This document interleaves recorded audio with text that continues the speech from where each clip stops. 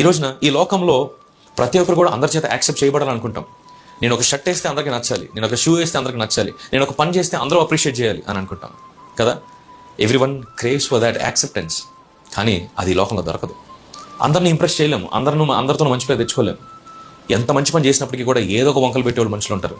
కానీ దేవుడు ఒక్కడే మనల్ని ప్రేమించి మనల్ని యాక్సెప్ట్ చేసే దేవుడు. ఈ రోజున చాలా వరకు ఈ లోకంలో డివోర్స్ రేట్స్ ఎక్కువైపోతున్నాయి. ఎందుకో తెలుసా? చాలా వరకు భార్యాభర్తలు విడిపోవడం గల ప్రధానమైన కారణం ఏంటో తెలుసా?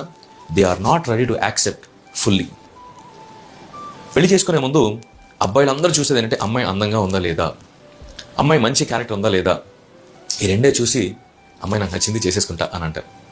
ఇక అమ్మాయిల విషయానికి వస్తే అబ్బాయికి మంచి ఫైనాన్షియల్ సెక్యూరిటీ ఉందా లేదా, మంచి జాబ్ ఉందా లేదా, మంచి బిజినెస్ ఉందా లేదా, మంచి ఫ్యామిలీ బ్యాక్గ్రౌండ్ ఉందా లేదా, ఫ్యామిలీ అందరూ మంచిగా ఉంటారా లేదా, అన్నీ చూసుకొని కోట్లు కట్నం ఇచ్చేసి అమ్మ నా లైఫ్ సెటిల్ అయిపోయిందని చెప్పి వెళ్ళిపోతారు.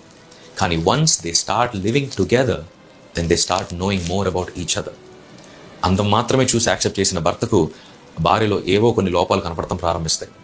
ఆస్తి మాత్రమే చూసి యాక్సెప్ట్ చేసిన అమ్మాయికి ఆ అబ్బాయిలో ఇంకా ఎడిషనల్ కొన్ని విషయాలు కనపడటం ప్రారంభిస్తాయి.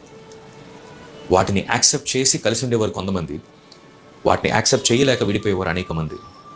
ఈ రోజున దేవుడు మనల్ని అలాగా కొన్ని నచ్చి కొన్ని నచ్చకుండా కాదు, నాకు ఒక వ్యక్తి నచ్చాడు అని అంటే ఆ వ్యక్తిని పూర్తిగా నా బాధ్యత అని దేవుడు తీసుకుంటాడు. దేవుడు ఎనోష్ని ఎంచుకున్నప్పుడు Enosh cannot Singh, Enosh cannot preach, Enosh is not in a good character. కానీ దేవుడు నన్ను తీసుకొని ఆయన స్వరూపంలో నన్ను మలుచుకున్నాడు. హల్లెలూయా.